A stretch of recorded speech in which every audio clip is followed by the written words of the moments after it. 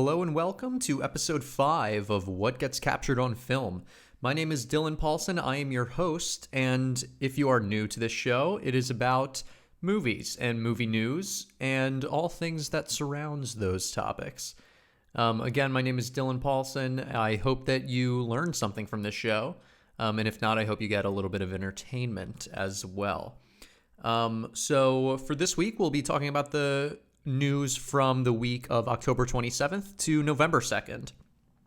Not too big of a show, but, we'll see. I thought last week wasn't such a big show, but we wound up having a bunch to talk about. So, let's get into some non-essential, smaller news stories right off the top. So No Time to Die is set to be the 5th all-time highest grossing movie in UK markets. I just wanted to bring that up. 5th highest grossing movie of all time for the UK. A couple years ago, in the advent of the digital era and the streaming services, and then theaters were closed due to COVID, there was a lot of talk about theaters closing down and the movie space being different. And this just proves once again, time and time again, we're seeing that they're not. And theaters aren't going anywhere. I just wanted to bring that up. And to anyone who ever said that theaters were going to go somewhere, you're wrong. And it's okay to be wrong, but you got to be that guy this time. Sorry, you got to be that guy.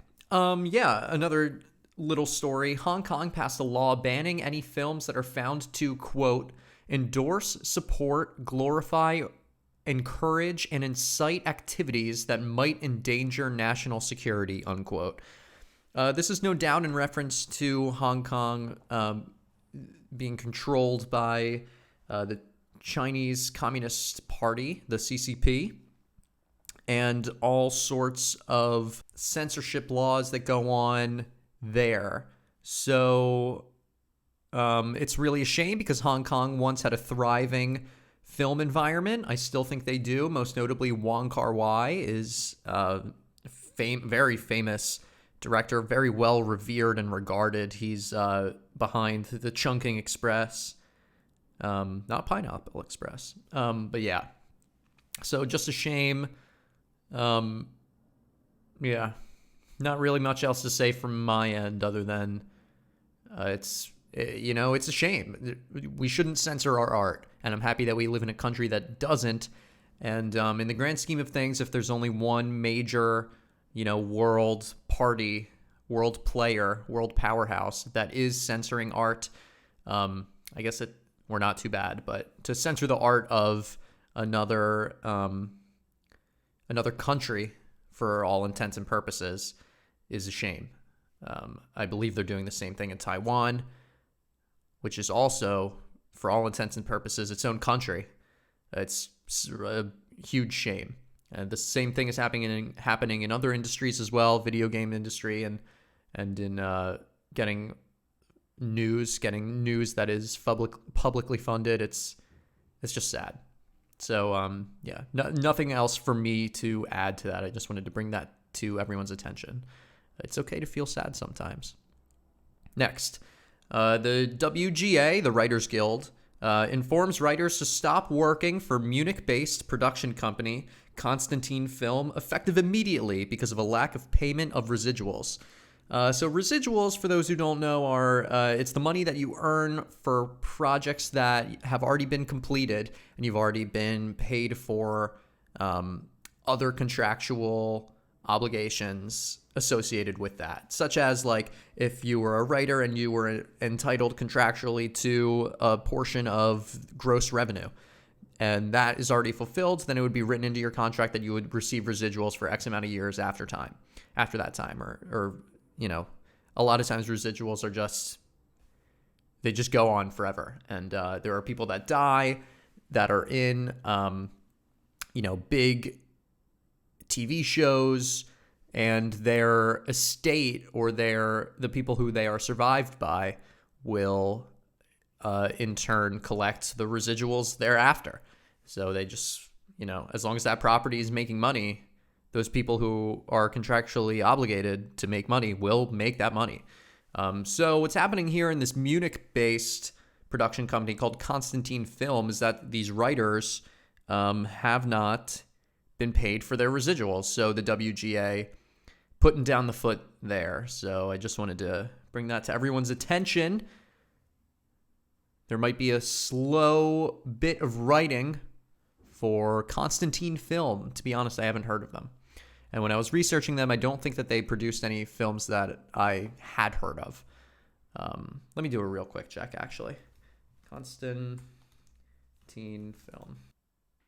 Resident Evil Afterlife, Paranormal Activity 3, Resident Evil Retribution, Tarzan Remake, Fantastic Four, both Fantastic Four movies, Resident Evil Apocalypse. It seems like all the Resident Evil movies, all the Fantastic Four movies, including the new Resident Evil movie as well, which we covered a few weeks ago. Yeah. Okay, so definitely some movies, but there are a lot of foreign titles here as well. So, okay, let's move on. Quote from production. What am I reading here? Oh, okay. So the production, there's a Beatles. Back up. The manager of the Beatles, I forget his name. I forget his name, but the longtime manager of the Beatles is getting his own biopic. And this is a quote from the production manager of that biopic that is currently in production. Quote, "The director of Midas Man, Jonas Ackerland, is taking a break from the film. Until some matters become clearer, we are not able to add any further comment to this statement. In the meantime, we can confirm that filming of Midas Man will continue in London in November before breaking for Christmas. Filming will restart in early January in Los Angeles," end quote. So if you were looking forward to this movie about the Beatles and about the manager, that longtime manager of the Beatles, then you are, this is not good news. This is not good news for any movie. If a director needs to take a break from the film, who knows what this actually could have meant? Maybe there was some feud between him and the actors or him and the production company. No one... And there will be a story behind this eventually, but right now this is all we really have, which is fascinating that they would even give a statement. But all these companies, Warner Brothers, they're all, Viacom, CBS, NBC Universal, they're all publicly traded companies. Times Warner, not Warner Brothers, but all their parent companies are publicly traded companies. So that, you have a right to your investors to give information about the projects that you're working on. And if this, which is a Beatles property, is not in production, or it takes a break from production, it's worth mentioning why. So that's why they gave a statement, even though they probably should have just not said anything and just waited for Jonas Ackerland to return or to not return. But there have been movies in the past that have gone through multiple directors and come out clean. People like Solo. But that was originally directed by two other people, and then what's his face? Ron Howard came in, right? I think he was the one. That was let me look it up real quick. Solo, the Star Wars spin-off story. Directed by Ron Howard. It was credited to be directed by Ron Howard, but it's originally supposed to be directed by two other guys, and they left partway through or were fired, and then Ron Howard was brought in to finish the movie. And it turned out fine, one way or another. It wasn't a garbage piece of film, I've never seen it, but I have only ever heard positive or middling things. I've never heard anyone trash all over it. It's not like this piece of garbage like Fantastic Four, the first movie off the top of my head. I haven't seen that either, but you know what I mean. So that's that. All the best. Hope for all the best for that movie. I love the Beatles. Yep. Okay, so the next thing is that AFM is this week, which is the American Film Market. And a huge portion of it takes place from November 1st to November 5th, although the festival is much longer. It actually runs from October of this year, 2021, to March of 2022. And what it is, it's not necessarily, I was looking at their website, it's not necessarily a film festival, but it's a film market in which anyone really can... even you, if you have a film, you can show it in this virtual quote-unquote festival. except there are no prizes and there's no cash prize. There's no awards.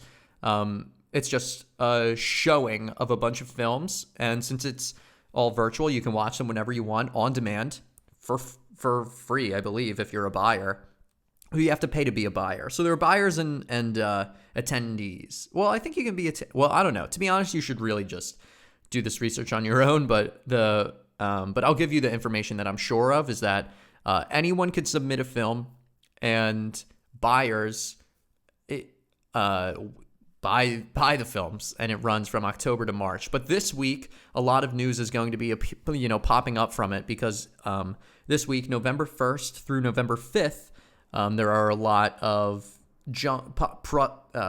press junkets with, well-known artists and well-known buyers, and they're going to be talking about blah, blah, blah, doing press for their movies, whatever. So there's going to be a few big stories pop up, but I'm not going to cover any of them in this week's show. I just wanted to bring that up, that next week I will cover any big stories that may pop up. I saw a few things that were like, oh, this movie, like Jessica Chastain, I saw her name pop up, and I was like, oh, okay, that could be something for the wrap up, but I don't, I don't want to do anything with that right now. So next week we'll look at all of that if it is relevant, which I'm sure there will be some things worth talking about. So that's all the news at the top of the show. So I want to get into what I've been watching this week. Unfortunately, I didn't go see Last Night in Soho, even though I really would have loved to. A little bit peek behind the curtains into my own life is that I got into a little bit of a car accident this week. Everyone's fine, but my car has some damage to it, so I need to go get that fixed. So until that happens, I'm going to cease all spending of the money that isn't for essential things like my bills and like food and such. So I would love to go to the movies and go see Last Night in Soho, but I think it's a little irresponsible at the moment. So I won't be going to the movies this week, unfortunately, but it's kind of okay because this week there's not really that much coming to the theaters, but we'll talk about that later. So what did I actually watch this week? Well, the only thing that I really want to talk about is Training Day, which, directed by Antoine Fuqua, written by David Ayer of later Suicide Squad infamy, some people would say, and starring Ethan Hawke, one of my favorite actors of all time, and starring Denzel Washington. And it's my second time watching it. The first time I watched it, I felt gripped by it. The story... the writing is immaculate. Dialogue, top tier. And the way situations play out is also incredibly top tier. I can't believe that this movie is written as well as it is. It's immaculate. Every piece of a scene is significant to the overall themes of the story, and it's all relevant to the plot as well. It is such a tight script. Everything is just like we were talking about a week or two ago about Marriage Story, about every scene means something in regard to the theme or regard to the plot. It'll come up later, much like an old neo-noir type investigative thriller. Everything comes back. Everything means something. Training Day is the same way, and that's a sign of good writing. It's just so good. And Ethan Hawke has a really interesting style of acting that I think lends itself really well to this character. It doesn't work well in everything I've seen him in. I think he's a little out of place in Sinister, for example. But his acting style is perfect when he's paired with Richard Linklater in the Before trilogy and in Boyhood as well. I mean, top tier. I mean, he's incredible in those movies.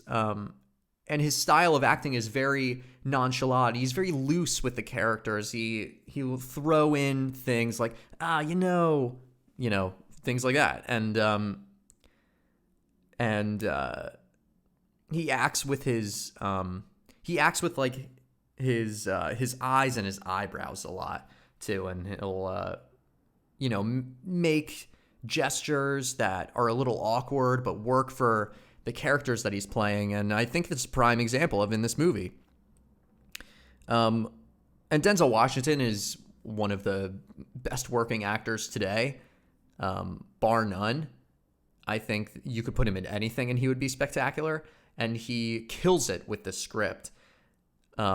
He's just so comfortable with it and totally makes it his own. He really leans into the character of Alonzo, and he's great. And Antoine Fuqua seems pretty comfortable with the material as well. He really leans into the LA cop, what's corrupt, what isn't, attitude of the script. It's really, it's an immaculate movie. It's so well put together.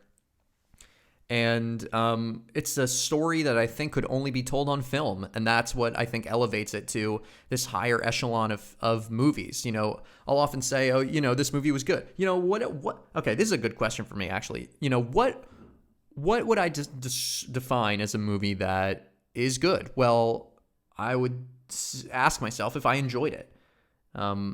Was I bored when I was watching it? Was I encapsulated with something or enraptured with something? If so, what? Was it the acting? Was it the music? Was it the writing? Most often for me, it'll be the writing and the acting, because I was a writer in school and I was an actor for 8 years. Those are just embedded into me. So those are the things I pay attention to the most. If I was behind the camera, I would pay attention to other things like cinematography or directing.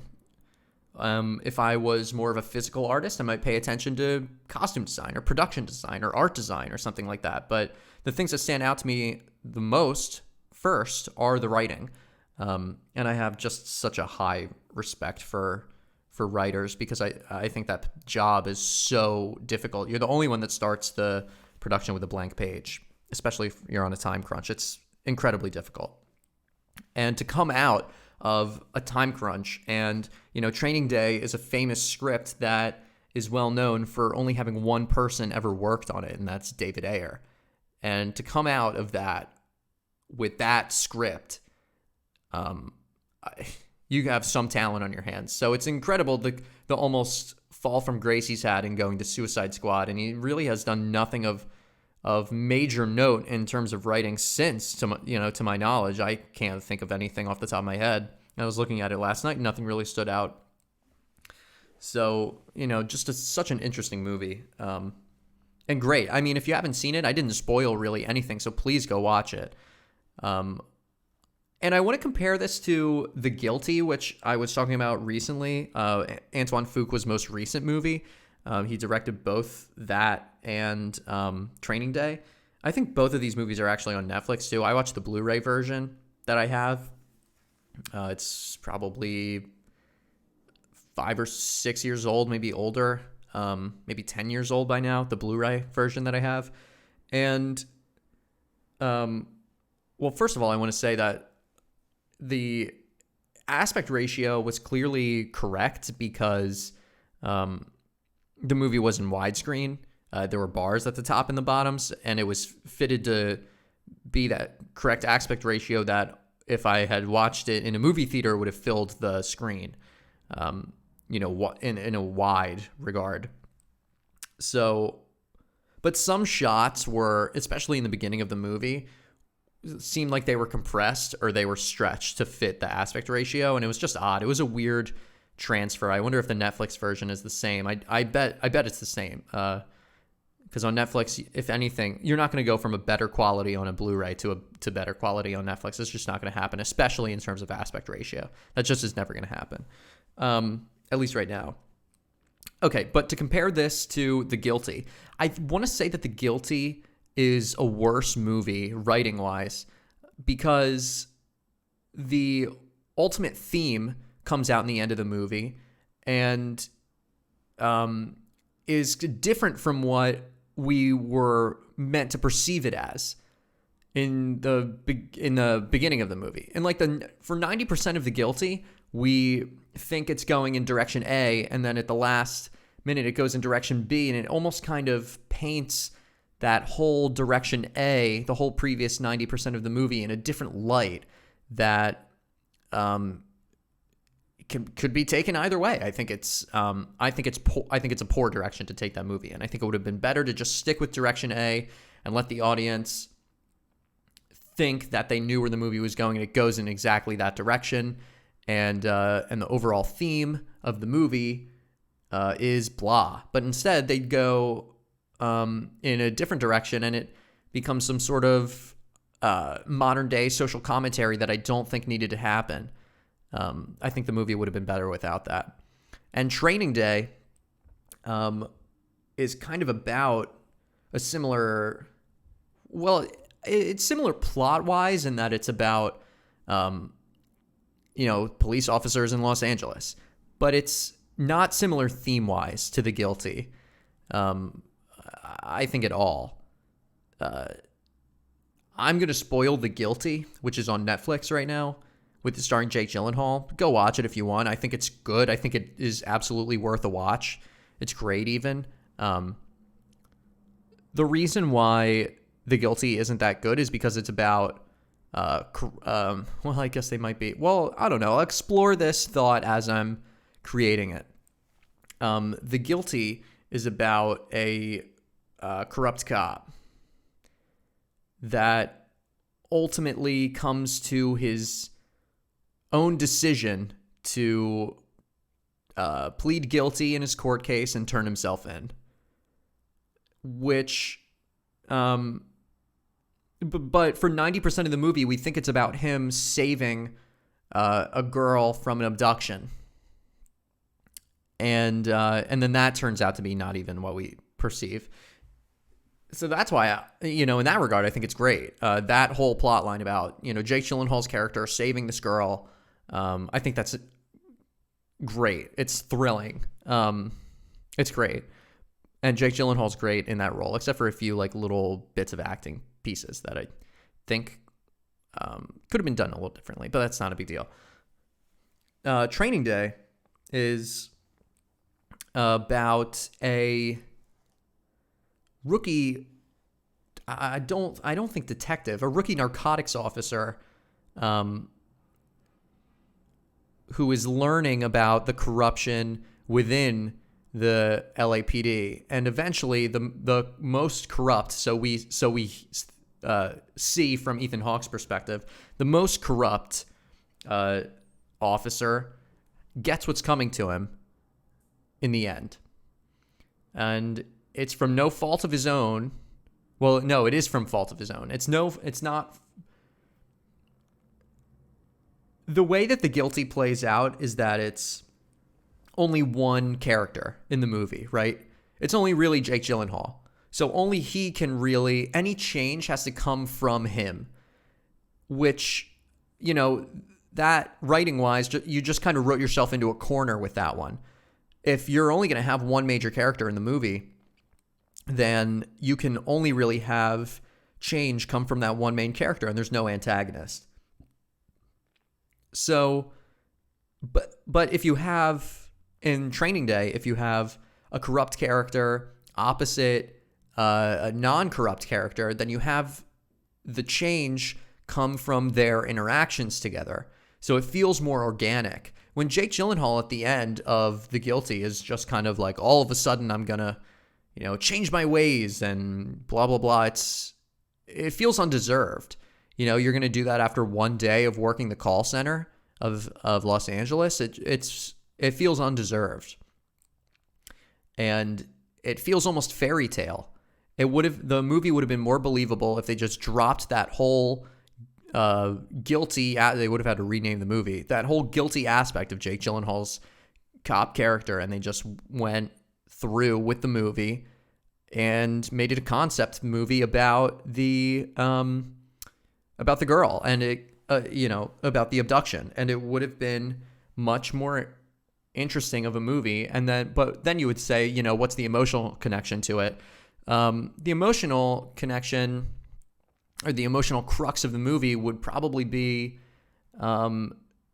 Jake Gyllenhaal's relationship with his wife, with his, soon-to-be ex-wife, his separated wife, and his kid that's at home. Like, that could have been much more. I feel like that was just kind of thrown away. So there could be something there. It could be the relationship between him and his partner, who's still in the field, even though Jake Gyllenhaal is at the station.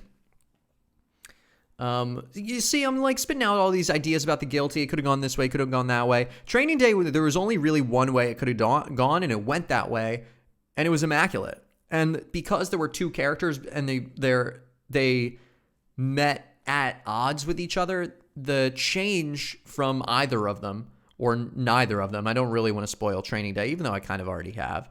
It felt way more organic than any change that happened in The Guilty. So yeah, that's that. I think that's all I want to say about that. I think that's all I want to say about that. Okay. Other than that, I've been watching some TV shows. Ted Lasso season 2. Nothing more to really say about that. I like it a little more than I did last week. Arrested Development, Ash vs. Evil Dead. I might just totally drop, to be honest. But I don't know. We'll see. We will see. Okay, let's get into the biggest pieces of the news. Okay. Number 1. As more information is released surrounding the horrific accident on the set of upcoming Western Rust, a few notable individuals break their silences. Alec Baldwin, in an impromptu interview on the side of the road in Vermont, claims of Halyna Hutchins, quote, "She was my friend. The day I arrived in Santa Fe and started shooting, I took her to dinner with Joel Souza, the director. We were a very, very well-oiled crew shooting a film together, and this horrible event happened," unquote. More notable of a comment, however, is the media-slandered armorer from the set, Hannah Gutierrez-Reed.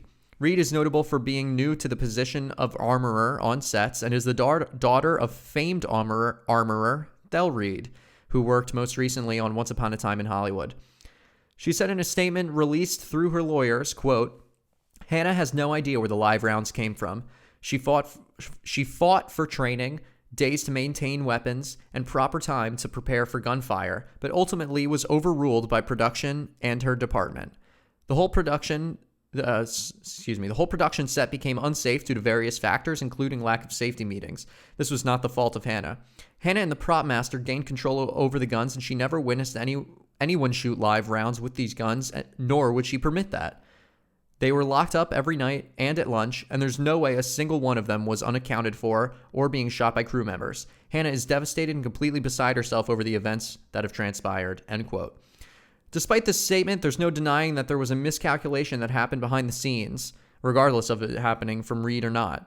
Yeah, so I don't really know what to think about this anymore now. So what's happening here is Gutierrez-Reed, the armorer, I think she even went on a podcast that said that she went on a podcast before all of this happened and said that she almost dropped out of another movie that she was in recently as the armorer because she felt she wasn't prepared. So that's going to be in the case against her. I just don't really know what to think. But she claims through her lawyers, which is fine. There's having lawyers doesn't make you guilty, but she claims through her lawyers that there was no live ammo on set at all, period. And she wouldn't even allow that, is what they're saying. Her and the prop master locked them up every night. Blah, blah, blah, whatever. To be honest, I think that is bullshit. I think that's just trying to put Hannah in the clear and put the blame elsewhere and just get rid of the blame from Hannah. But the buck's got to fall from someone.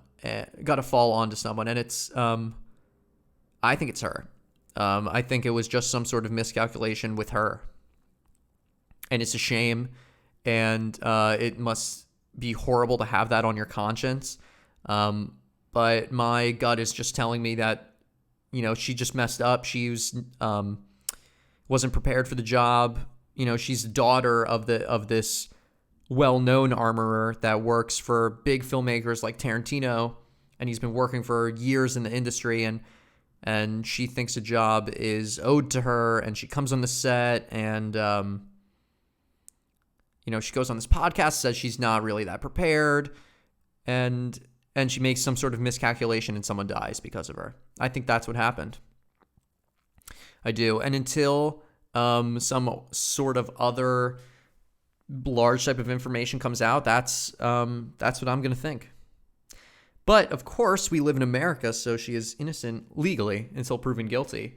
However, the media is really taking a toll on her, so I don't blame her for not really speaking out and talking through lawyers and her publicist. I don't blame her for any of that. It's horrible. And no one wins in this situation, so, don't celebrate it. She winds up going to jail, or if something happens to her, God forbid she kills herself or something like that, there's no need for celebration. No one is winning in this situation. Someone's already died. Director Joel Salza was in the hospital. Someone was shot. It was an accident. It was a miscalculation. Something amiss happened. It's worth questioning what it was and how it can be fixed in the future, but there is no winning in this situation. And I think that's really all that needs to be said here.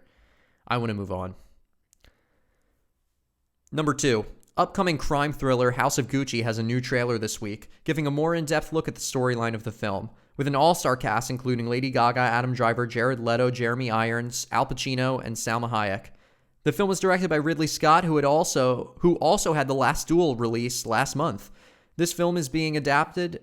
The film is being adapted by Becky Johnston and Roberto Bentavenga, both relatively unknown writers, and is based off the book The House of Gucci, a sensational story of murder, madness, glamour, and greed by Sarah Gay Forden.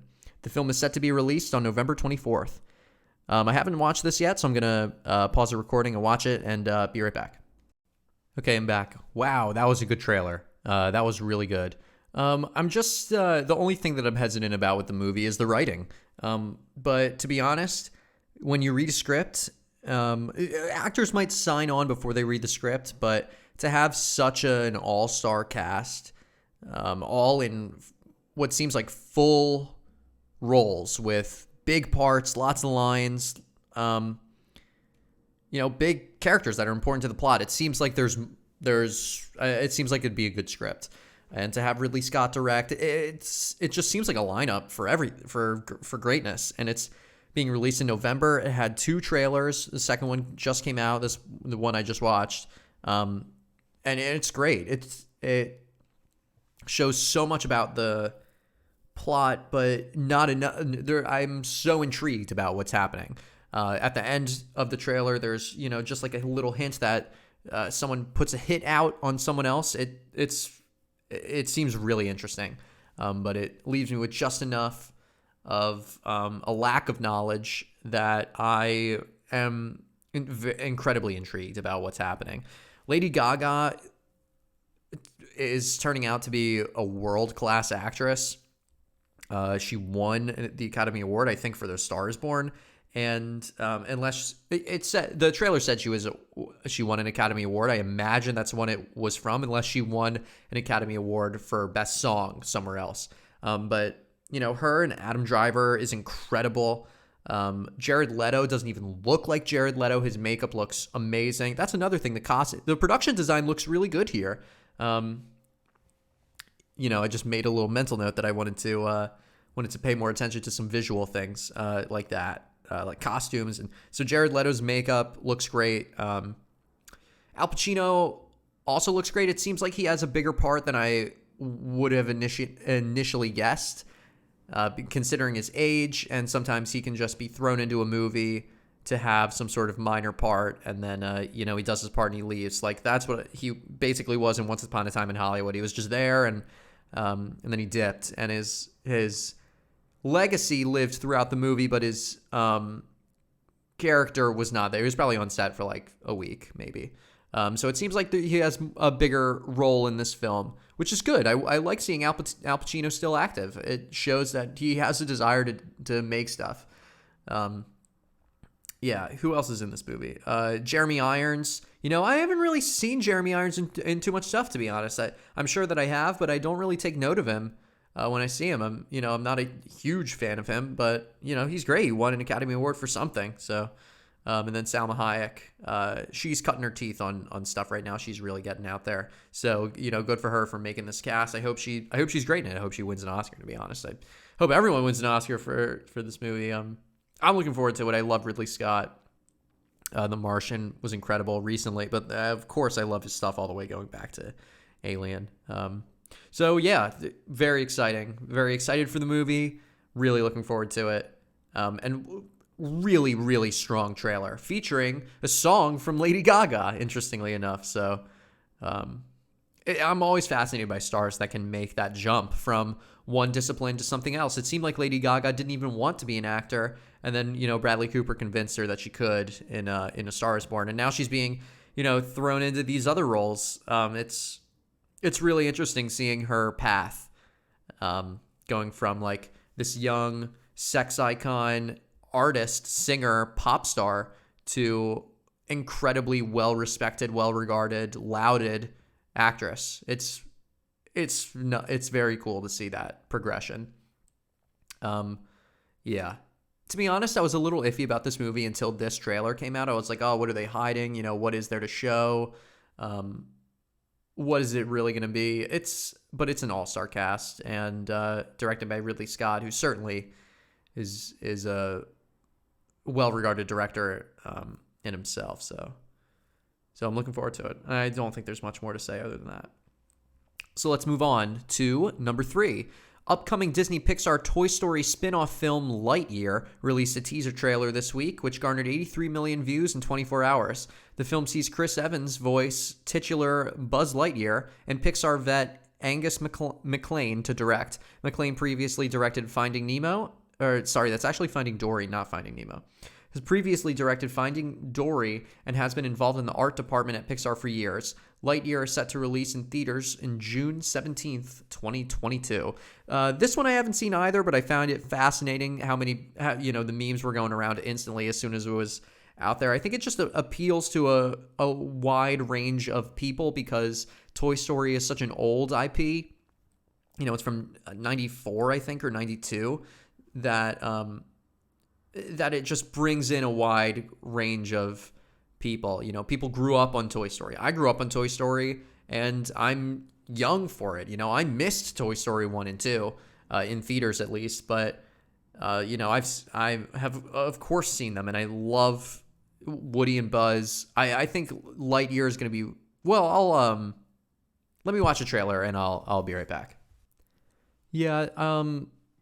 What I was going to say right before I watched that was that I'm not sure how impactful Buzz Lightyear is going to be as a character without Woody, because they play so well together. They were written for each other as characters.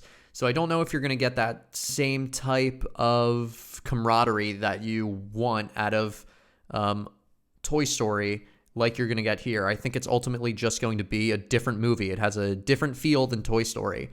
I don't see, it's a teaser, so we don't really get that much of what's going on here. So I don't know what the emotional draw of the movie is going to be. Why am I going to go see a Disney Pixar movie and then I'm going to wind up crying at the end? What's going to happen in Lightyear that's going to make me feel that way? A trailer should give some sort of emotional resonance. And it's also going to be weird, to be honest, that Tim Allen is not voicing Buzz Lightyear. He has this really deep baritone voice to infinity, and Chris Evans does not.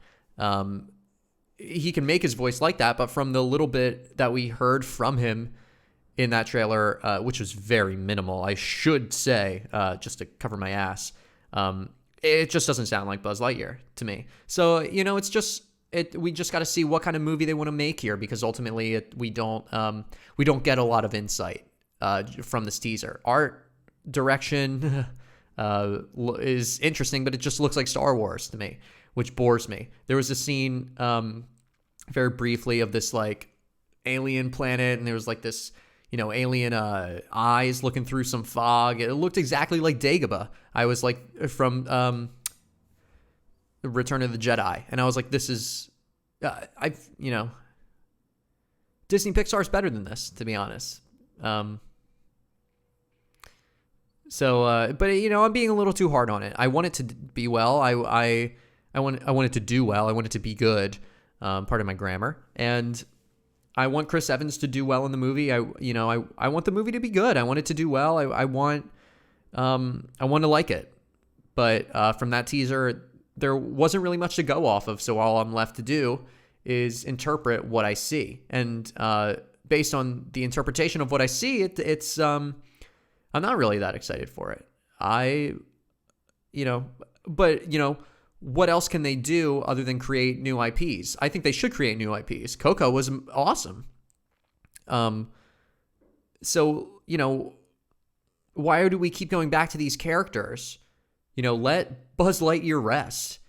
I thought Toy Story 4 was bad.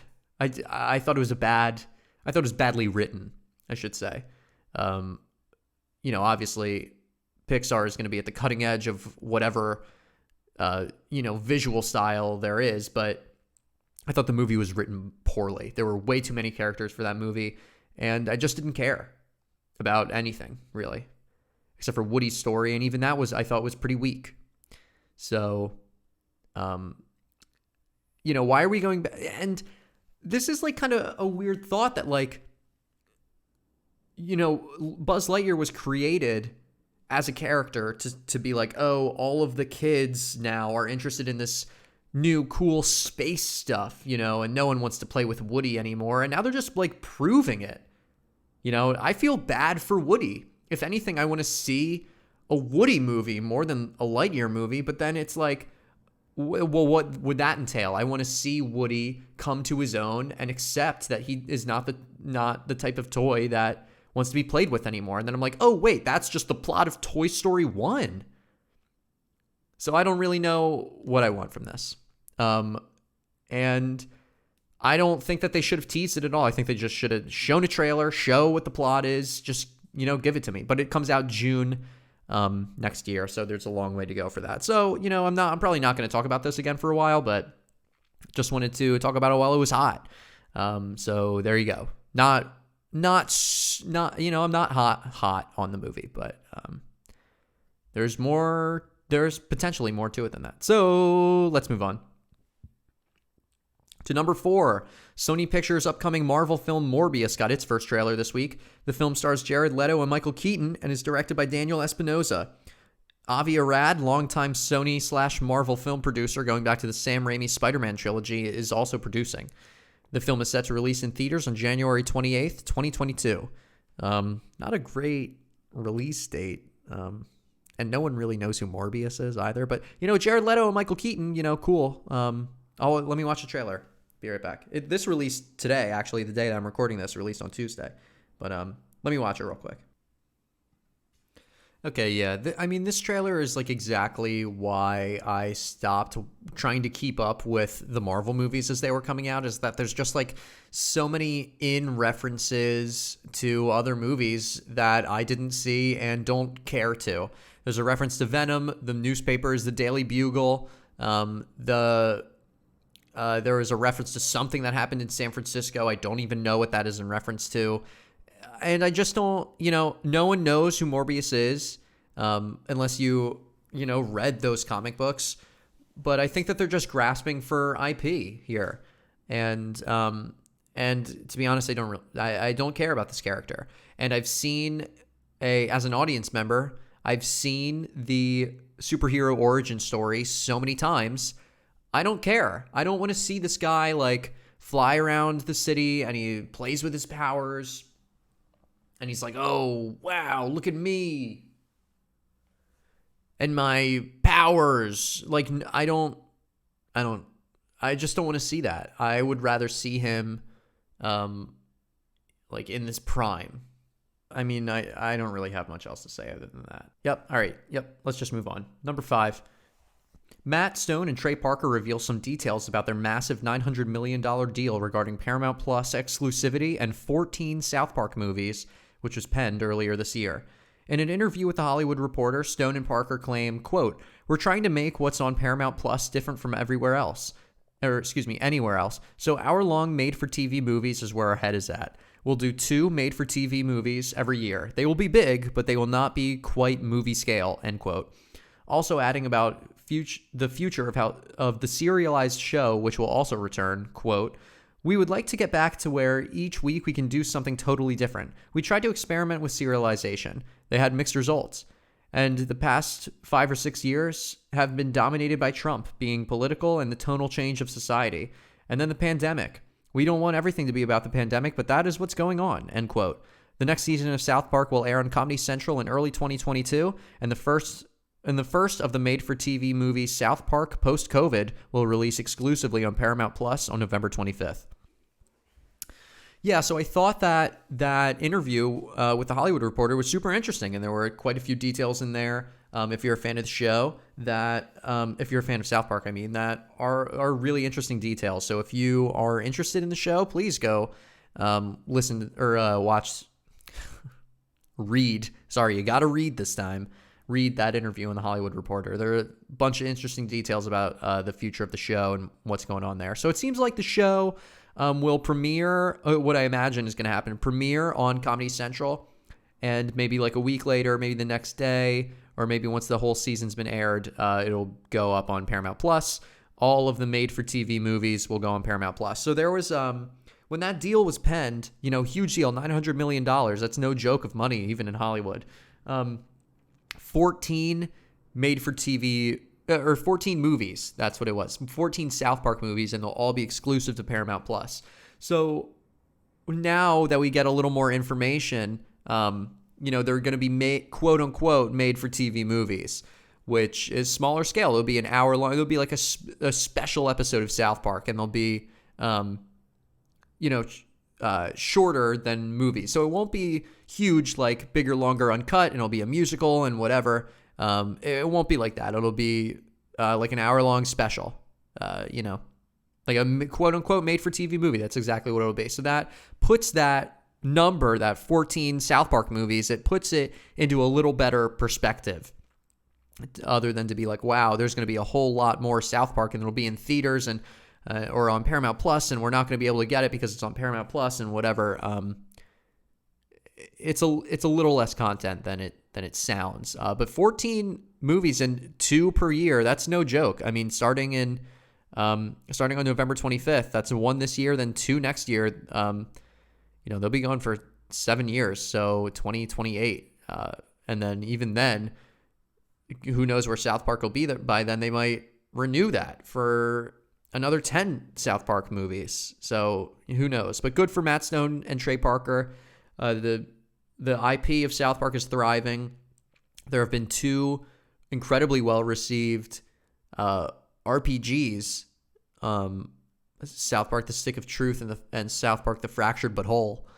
And so there might even be more to come there as well. But that's all I wanted to bring up on that one.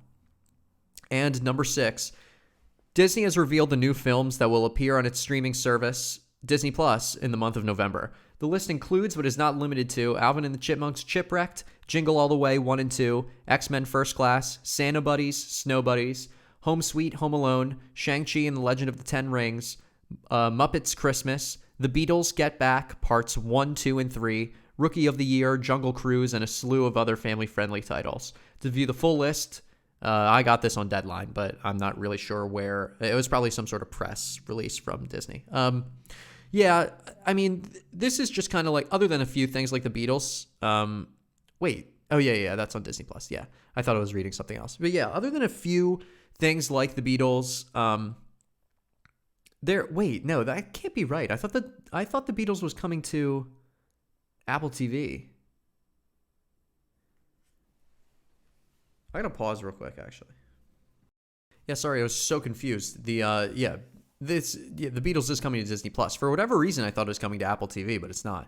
Other than that, other than the Beatles, the slew of movies that we're getting from Disney Plus has just consistently been family-friendly movies, and I think it's just going to stay that way a long time. That's their MO, is family-friendly stuff, but it just leaves a lot to be desired because not everyone wants to watch Jungle Cruise all the time. Not everyone wants to watch Snow Buddies, but I also see the appeal of the service that you have to pay, a couple bucks a month, and $5, whatever it is, and you can just plop your kid in front of the TV and let them watch this shit. Like I see the appeal, and there certainly is a market for that. But for me, I don't see the appeal. But I will.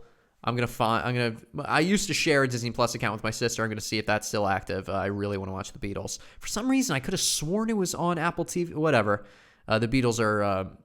They've always been signed to Apple Core Music. So. All right. Well, that's that. If you're interested in Disney Plus, there you go. Okay, let's have a wrap up of some smaller news stories. So as always, this is the section of the show that is small stories that didn't warrant me writing a news story, but still warrant being said because they could be relevant to the audience in some way. So here we go. Jake Kasdan, director of the Jumanji remake, is set to team back up with Dwayne Johnson for a holiday adventure movie with Amazon. Ana de Armas is in talks to star in John Wick spinoff called Ballerina. Phoebe Waller-Bridge and Fiona Shaw join Ryan Reynolds in John Krasinski's next untitled movie. Oscar-winning documentary director Alex Gibney is set to helm Vietnam War thriller Two Wolves, starring Viggo Mortensen and Caleb Landry Jones. Hocus Pocus 2 adds Tony Hale, Sam Richardson, and Hannah Waddingham to its cast, which will also star Bette Midler, Sarah Jessica Parker, and Kathy Najimy. Daisy Ridley is set to star in Mindfall with Matthew Kosovitz directing and Graham Moore writing. Sam Raimi produced 65 will star Adam Driver and has its release date changed to April 22nd, 2022. Melissa Leo and Emma Roberts are in negotiations to star in thriller Returns. Pierce Brosnan is set to star in Philip Noyce's thriller Fast Charlie. A Hero, the Oscar submission for Best International Feature Film from Iran, released an international trailer this week. Chris Pratt is set to voice Garfield in the upcoming animated Garfield film. Matt Damon and Robert Downey Jr. join the cast of Oppenheimer, which already consists of Cillian Murphy and Emily Blunt. Edgar Wright announced via Twitter that his music documentary Sparks Brothers is on U.S. Netflix right now. He announced that today, right before I filmed the show. And a new documentary produced by TCM is set to premiere on their channel on Friday, November 19th at 8 p.m. that delves into the life of Dean Martin. So some pretty interesting things there at the end. I'm probably going to watch Sparks Brothers this week because I can't watch Last Night in Soho because of my car. Probably fulfill that Edgar Wright desire with something else. So there you go. Okay, let's get into what is coming to theaters this week. I've been trying to figure out how to, amalgamate a list of all new movies in the week, but I can really only find things that are coming soon to theaters in any sort of big list. That doesn't have me like scouring the internet and creating giant lists and opening tabs, and because the news takes a long time to write in itself. So I think we're just going to stick to what's new in theaters. And I'll call out anything else that's big that I want to see that maybe is premiering on Netflix or something else. So this is what's new in theaters this week. Eternals. The saga of the Eternals, a race of immortal beings who lived on Earth and shaped its history and civilizations. Directed by Chloe Zhao, starring Gemma Chan, Richard Madden, and Angelina Jolie, and Salma Hayek. Spencer. During her Christmas holidays with the royal family at the Sandringham estate in Norfolk, England, Diana decides to leave her marriage to Prince Charles. Directed by Pablo Larraín, starring Kristen Stewart, Timothy Spall, Jack Neelan, and Freddie Spry. Oh, this movie got some press to it. I didn't know it was called Spencer. Yeah, that's where Kristen Stewart plays Princess Diana. The Beta Test. A married Hollywood agent receives a mysterious letter for an anonymous sexual encounter and becomes ensnared in a sinister world of lying, infidelity, and digital data. Directed by Jim Cummings and P.J. McCabe. Starring Jim Cummings, Virginia Newcomb, P.J. McCabe, and Kevin Changaris. Ida Red Walker may not survive her terminal illness while incarcerated for armed robbery. She turns to her son Wyatt for one last job and a chance to regain her freedom. Directed by John Swab, starring Josh Hartnett, Frank Grillo, Melissa Leo, and Sophia Hublitz. Violet. Violet realizes that her entire life is built on fear-based decisions and must do everything differently to become her true self. Directed by Justine Bateman, starring Olivia Munn, Luke Bracey, Justin Theroux, and Dennis Boutsikaris. Yeah. The Grand Duke of Corsica. In 1221, a young man is set on his path to becoming Saint Francis of Assisi. 1,000 years later, an architect must build a mausoleum for a dying billionaire. Separated by history, these men's lives will be forever changed by a pandemic. Directed by Daniel Graham, starring Timothy Spall, Peter Stormare, Matt Hookings, and Alicia Agneson. That sounds really interesting. Usually the movies at the end are at the end of this list. I start with the movies with the highest publicity, and then it kind of like goes down. That movie sounds so interesting. I am interested to see how it does. Dangerous. A reformed sociopath journeys to a remote island to investigate the mystery behind his brother's demise, but soon ends up facing off with more than he bargained for. Directed by David Hackle, starring Scott Eastwood, Kevin Durand, Famke Janssen, and Mel Gibson. Wow, that's interesting. And Riverdance, the animated adventure. An Irish boy named Keegan and a Spanish girl named Moya journey into the mythical world of the Megaloceros Giganteus, who teach them to appreciate Riverdance as a celebration of life. Directed by Iman Butler and Dave Rosenbaum, starring Pierce Brosnan, Brendan Gleeson, Lily Singh, and Jermaine Fowler. Wow, what an interesting movie. Okay, well, I'm not gonna like pick a movie this week. There's nothing really here that speaks out to me. Maybe Spencer, but I haven't really been following that much, and I don't know the director. So I'm not gonna. If you are going to the movie theaters this week, to be honest, I wouldn't see anything here unless you're interested in Eternals. But if you want my opinion, I would just go see something that came out last week. Go see Dune. Go see Wes Anderson. Go see Last Night in Soho. But that's my opinion on that. And you should have your own as well. So that's all I have for the show. Thanks for tuning in if you made it this far. My name is Dylan Paulson, and this is what gets captured on film. I hope you learned something. And if you didn't, I hope I was good entertainment for you in your car ride. Or however else you listen to the film. So thanks for tuning in, and I will see you next week. Be safe out there.